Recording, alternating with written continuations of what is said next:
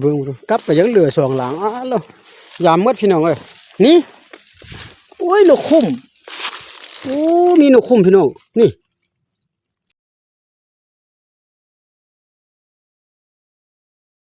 ทักทายสบายดี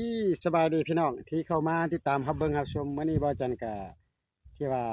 เอาบรรยากาศมาดักนกอีกเด้อพี่น้องช่วงนี้ก็มีแต่เป็นคลิปหานกหาหนูไปก่อนพี่น้องหาดักนกไปก่อนเนาะนี่เอาลองเฮานี่เนาะนี่เอาลองไอ้10หลังคือเก่าพี่น้องเนาะอันนี้เนาะล้างลองกับอันน่ะกับเล็กพี่น้องนี่กับเล็กก็เอามานํอยู่กับเล็กนี่ก็กับเล็กนี่มาหลายอยู่แต่ว่าส่วนหลายเบาแสนไซบ่ค่อยถือหรือบ่เอามาแล้วเดี๋ยวนี้นะนี่ตัวนี้แหละปีกายปีก่อนหาอยู่หากินนะตัวนี้มี19หลังมันจะใส่หมดอยู่บ่พี่น้องเอ้ยหมดหรือบ่หมดก็บ่ฮู้เนาะพี่น้องเนาะค่อยไปเบิ่งนำกันเดี๋ยวนี้ออกมาใหม่มาไกลเด้อพี่น้องจะเข้าไปอยู่ตามป่านี่แหละก็รอไปใส่ไปหั่นนะพี่น้องเอ้ยก็ไปรอไปซุ่มติดตามนำกันเดี๋ยวนี้ขออนุญาตใส่กันเด้อพี่น้องบ่าวจันจะขออนุญาตใส่ก่อนเพราะว่ามันสวยแล้วมื้อนี้แดดก็ออกสูงแล้วพี่น้องมาสวยนิดนึงไปเล่นน้ำกัน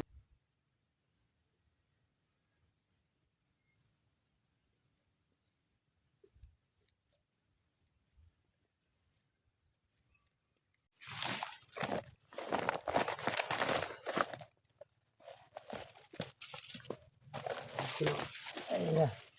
อันนี้ก็เป็นรางชุดไทยได้เลยรางชุดไทยกับรองเด้อใส่แต่รางเดียวนี้ให้เบิ่งพี่น้องเอ้ยตัวนี้แหละเป็นไงเนาะ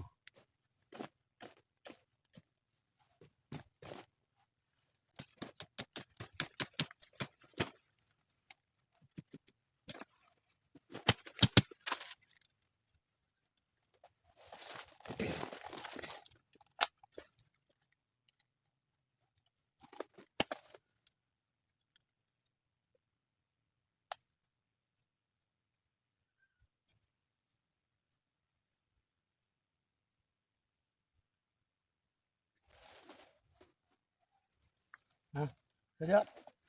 เฉพาะกับรองเลยนะใส่เรียบร้อยแล้วพี่น้องเอ้ยเราทาเบอร์หนึ่งมาเบิ่งเอายังขออนุญาตใส่กับเล็กก่อนบัดนี้นะพี่น้องเกือบตกเตียงเอาบ่จันเกิดมานั่งอยู่เถียงหน้าพี่น้องเอ้ยมันห้อนโพดพี่น้องโอ้ขออนุญาตแก้ซื้อออกก่อน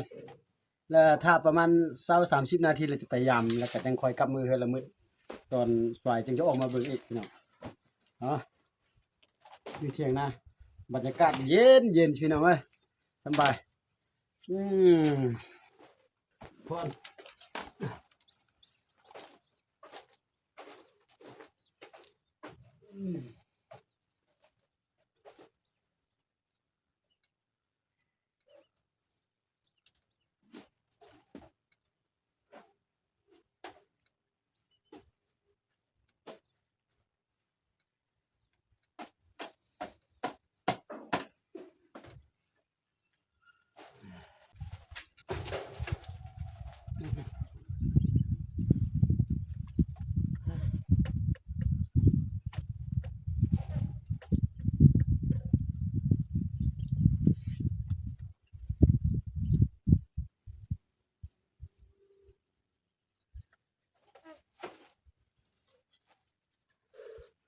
เอาพี่น้องเบิ่งนึงจังค่อยไปเบิ่งไปรุ่นน้ำกันเนาะ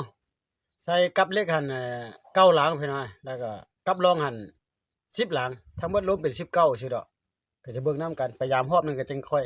กลับมือแล้วก็จังได๋ตอนสายจะออกมาอีกเทื่อนึงพี่น้องใส่อยู่เข้มแต่ฟังนี่กันหลังนกน้อยนี่บักละลายนี่เห็นบ่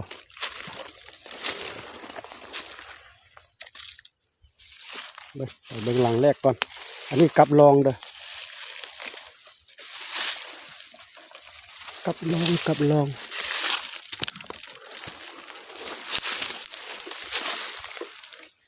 โอ้กับรองยังบ่เอา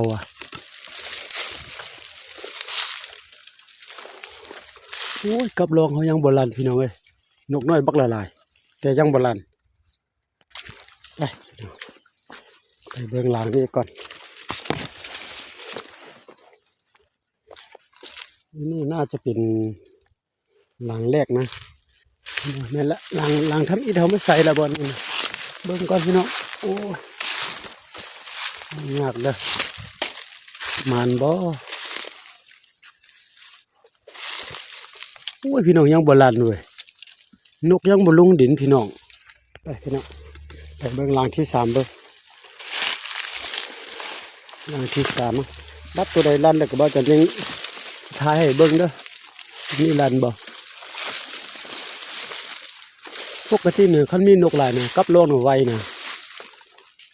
โอ้ยยังบ่ลั่นพี่น้องเอ้ยโอ้อันนี้ลั่นแล้วพี่น้องโอ้ตัวนี้ลั่นบ่ติดโอ้แม่นจังไดวะสบายดีพี่น้องเดี๋ยวนี้ก็พอจันก็ได้เวลาจะออกมายามกับนกแล้วเด้อทั้งกับเล็กแล้วก็ลองเนาะลองดักนกกันละลอง10กับเก้าอันนะว่าตัวใดจะถือตัวใดจะมันก็จะพาพี่น้องไปเบิ่งไปชมกับเบาจันไปกับเบาจันเลยเนาะเดี๋ยวนี้ก็มาฮอดอยู่เถียงนาแล้วพี่น้องเถียงนาเบาจันก็มาแล้วก็เลยก็มาเปิดคลิปอยู่นี่เลยแล้วก็จะพาพี่น้องไปยามก่อนทับอีเฮาจะยามมืออันน่ะลองก่อนเด้อพี่น้องว่าจะมานบ่หั่นน่ะแล้วจังมายามกับเล็กนํกันเนาะพี่น้องเนาะไปเบิ่งนํกันพี่น้องแล้วก็ใส่แล้วเบาจันนะเดี๋ยวนี้เวลาก็พอดี2:00 นพอดีบ่าวจันจะไปไสอีกแล้วก็บ่นึงตอนแรก5-6 โมงบ่าวจันจะออกมาเอาอีกเนาะมาในสถานที่มาฮอดเนาะอันนี้ตะกี้เป็นหนองน้ำเต็มได้พี่น้องแต่ว่าเขาเอาปลาออกหมดแล้วเอาน้ำแล้วน้ำก็คนจะไปยามหลังแรกอยู่นี่ก็เนาะยามนี้ออกไปเลยพี่น้องยามออกไปเก็บไปเลยพี่น้องเอ้ยสิมาหรือบ่มานก็บ่จักละหรือว่าบ่ถือก็บ่ฮู้ล่ะมาหมายผิดก็บ่จักพี่น้องเอ้ยโอ้บ่มีนกพี่น้องเอ้ยนี่ยังกลางอยู่คือเก่านี่หลังแรกก็ยังอยู่คือเก่านกบ่ลงพี่น้องเอ้ยบ่มีนกเด้อบ่นี่น่ะมื้อเช้าก็มายามแล้วพี่น้องเอ้ยบ่ถึกจักโตเด้อมื้อเช้าก็ได้นั่นเอ้าตัวนี้ก็บ่ลั่นพี่น้องโอ้บ่มีนกพี่น้องเอ้ยมาหมายผิดแล้วแบบนี้น่ะเหยื่อก็ยังมีคือเก่านี่พี่น้องเอ้ยเห็นบ่นั่นโอ้ยเสียดายเนาะเวลากะยามหอบนี่ก็ได้จัก2-3ตัวแม่จะได้หรือบ่ได้กับพี่น้องเอ้ยบ่ฮู้เลยเด้อคันมาหอบนี่บ่ได้บ่จังสิบ่มาได้บ่นี่นะมาหมายผิดแล้วพี่น้อง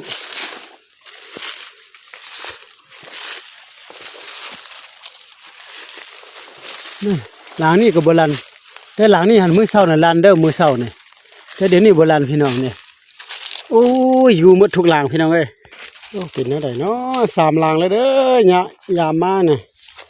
เสียงนกก็บ่ได้ยินมิดจิลีเลยพี่น้องเอ้ยตายบาดนี่นะบ่ได้ยินฮอดเสียงนกนี่นั่นก็บ่ถือพี่น้องเอ้ยตายนกไปทางใดเนาะยังกลางอยู่คือเก่าหมดพี่น้องคันว่าลั่นก็ยังไข่ได้นี่บ่ลั่นเลยนี่เยอะมีทุกหลังพี่น้องเอ้ยพอนี่เยอะก็ยังบ่ตายยังเก่งๆหมดตอมไปเบิ่งหลังที่5เบิ่งดูโอ้ยพี่น้องผิดหวังมาบักไก่เด้อหมายมากมาบักไก่พี่น้องแต่นกบ่ติดพี่น้องเอ้ยบ่ลันเลยนี่อันนี้คือกันนี่ก็บ่ลันนี่อ๋อตัวนี้ลันสะพัดบ่ถึกอ๋อลันเด้หลังที่5ลันแต่บ่ถึกอีกพี่น้องเอ้ยโอ้หอบนี่เนี่ยเบาจันทร์สิเที่ยวแล้วพี่น้องเอ้ยบ่ลันตอนเช้าหลังนี่ลันอยู่แต่ว่าเดี๋ยวนี้บ่ลันละเอ้าก็ลันคือเก่าบ่ถึกพี่น้องเอ้ยเป็นหยังวะนี่ลองน่ะลันบ่ติดพี่น้องเอ้ยบัดนี้พี่น้องเอ้ยยามหลังได้ก็เงียบจิ๊บเอ้ยมิดจิลีหมดพี่น้องโอ้ย5หลัง6หลังยังเหลือลอง4หลังซื่อๆไปแล้วมื้อนี้นี่มาไกลได้ผิดหวังพี่น้องโอ้ยเบิ่งแม่หมายแบบนี้นะบ่มีนกเนาะพี่น้องเบิ่งหลังที่6เบิ่งเด้อโอ้พี่น้องเงียบกิ๊บหมดเป็นนี่นะโอ้ยตายละหลังนี้ก็ลั่นบ่ถือเอาพี่น้องมื้อนี้นี่ยอมนกบ่ติดพี่น้องเอ้ยเห็นบ่ว่ามันบ่ลั่นได้นี่พี่น้องนี่เอาลั่นมันอ้าอยู่พี่น้องเอ้ยเอาอีกแล้วกลับอันนี้ก็ได้โอ้ยตัวนี้ลั่นแล้วก็แนวนี้อยู่พี่น้องเอ้ย ยังเหลือร้องแต่3หลังอยู่อันน่ะป่าอันน่ะบ่นี่หั่น2หลังแล้วก็อยู่ในป่าใหญ่หั่นน่ะ2หลังหนึงพี่น้องเอ้ยไปพาพี่น้องไปเบิ่งถึกแล้วจึงจะถ่ายให้เบิ่งนะคันบ่ถึกนี่บ่ถ่ายแล้วยังไปรุ่นอันน่ะกลับเบิ่ง9หลังมันจะถึกบ่ไปเบิ่งดูกลับก็ยังเหลือ2หลังอ้าโลยามหมดพี่น้องเอ้ยนี่โอ้ยนกคุ้มโอ้มีนกคุ้มพี่น้องนี่ติดนกคุ้มมันนี่โอ้พี่น้องเอ้ยนกคุ้มมันอยู่นี่หาก็ได้ตัวเล็กแฮงมันนกคุ้มพี่น้องเอ้ยอ่าโถเอาแท้เอาว่าหาก็บ่จังก็หาก็ได้ตัวเดียวกับเก็บก่อนขออนุญาตเก็บก่อนเด้อ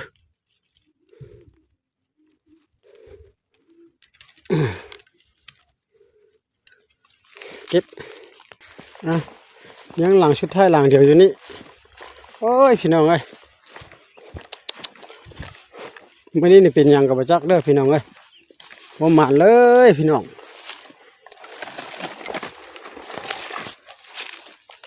หลังชุดท้ายลันบ่โอ้ยกลับบ่เห็นโอ้ยเห็นอยู่บ่ลันพี่น้องอันนี้เหยื่อก็ยังมีอยู่โอ้ยสบายดีพี่น้องมื้อนี้นี่จักเป็นจังได๋บ่จังก็บ่ฮู้เด้อพี่น้องเอ้ยกลับลันอยู่แต่ว่าลันประมาณ4หลัง5หลังนี่แหละติดหลังนึงนี่ได้นกคุ้มนะพี่น้อง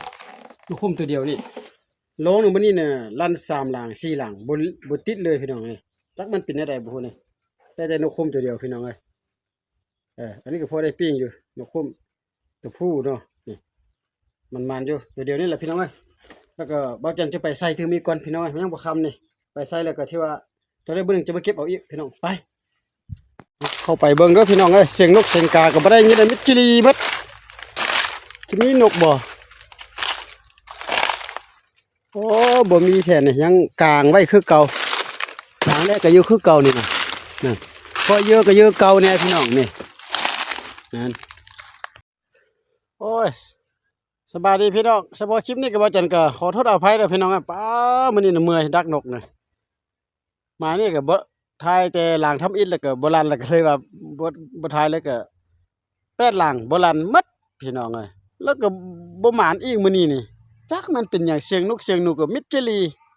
ยันมันมือที่ว่านกมันคลำบ่เนาะนกบ่ออกบ่พี่น้องก็บ่ฮู้จะเอาเป็นจังได๋ก็ฝากอันน่ะเป็นกำลังใจฝากอ้อมมุกอ้อมใจได้กันนำให้กันและกันเด้อพี่น้องเด้อพี่น้องทั้งฝั่งลาวฝั่งไทยทั่วประเทศเนาะที่อันน่ะชาวยูทูบเบอร์ของพวกเฮาน่ะเลื่อนกายไปไกลมากเห็นคลิปเบาจันก็ฝากไลค์ฝากแชร์ฝากติดตามให้เด้อเพื่อเป็นกำลังใจพี่น้องเอ้ยบ่หมานก็หากินมื้อนี้เบาจันออกสุดใจพี่น้องแต่ว่ามันบ่หมานบ่ได้กินขอโทษอภัยนำเอามื้อหน้าฟ้าใหม่จึงค่อยมาว่ากันมาสำหรับคลิปนี้ขอลาลมความดีไปเพียงส่ำนี้ก่อนสบายดีพี่น้องขอขอบใจหลายๆเด้อพี่น้องเข้ามารับชม